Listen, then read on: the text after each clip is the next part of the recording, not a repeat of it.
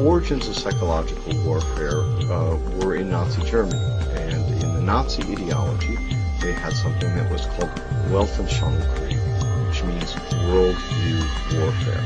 The idea for them was imposing the Nazi worldview on the countries that they had occupied. The Americans picked up this idea, created an American version of it, and called that psychological warfare.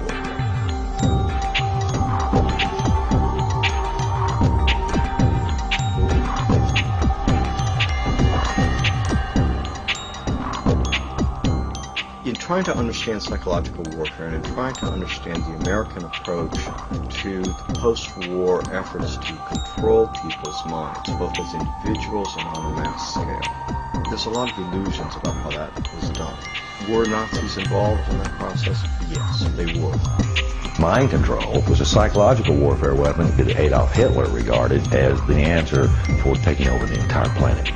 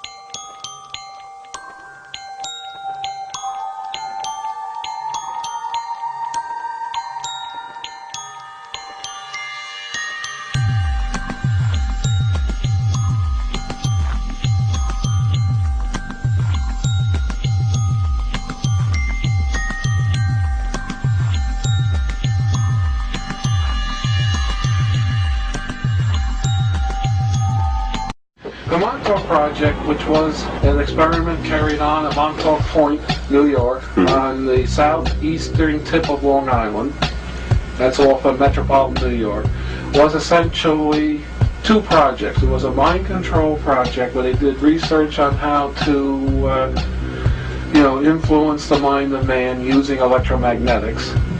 It also evolved into a time travel project. They found out that they could actually bend time with the same equipment that they used to bend minds.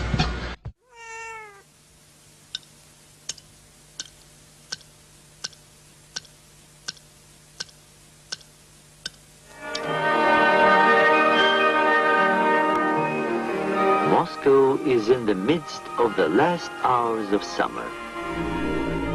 Brainwashing, hypnosis, and even surgical manipulation of the human brain has all been researched thoroughly by the CIA. To provide an objective record of a subject's behavior, she's filmed before treatment and again after treatment, and the two films placed side by side. Notice how the subject before treatment, in the picture on the right, holds onto the chair as she moves. Notice the difference in posture, the greater effort required to rise from the chair, the longer time needed to complete the simple task.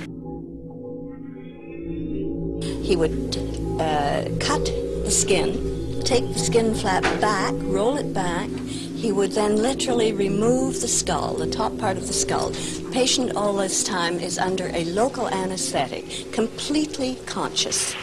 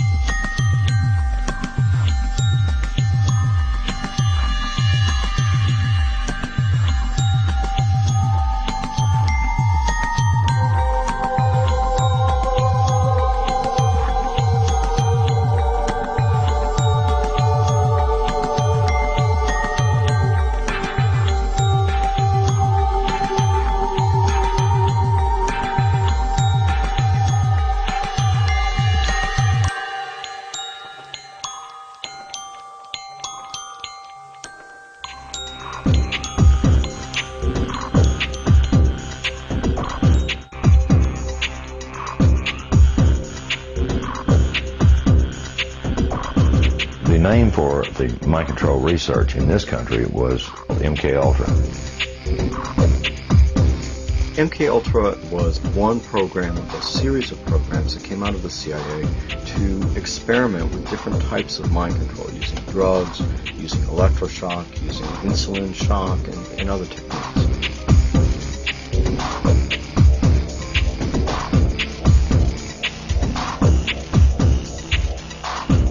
I think that the goal for those people who planned the program was very straightforward. It was an attempt to figure out a way to interrogate people and to learn how to protect their own agents against control by others.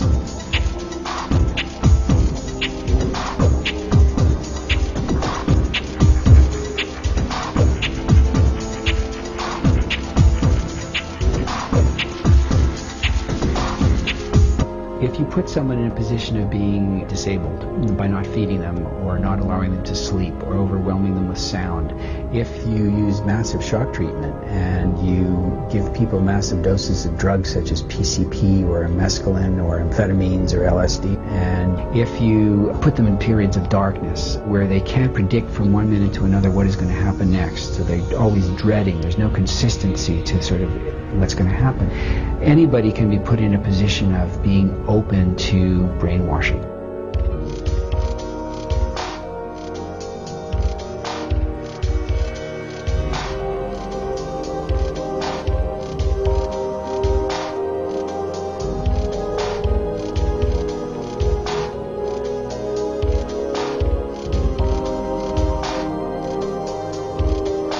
Ewan Cameron was probably the foremost psychiatrist of his time in the 1950s. He was using high-tech sound techniques. He was using multiple kinds of loop recorders to force people to listen to recorded messages 24 hours a day for weeks on end to basically destroy people's thinking patterns.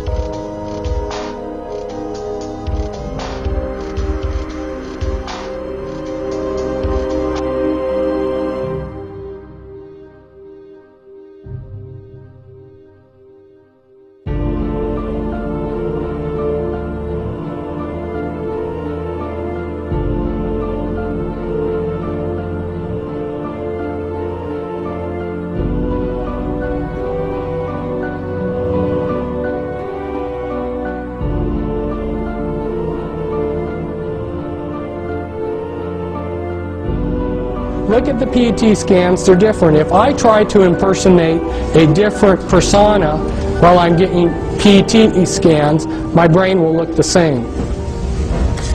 The programming is layered in, and this comes from another one of our books back there.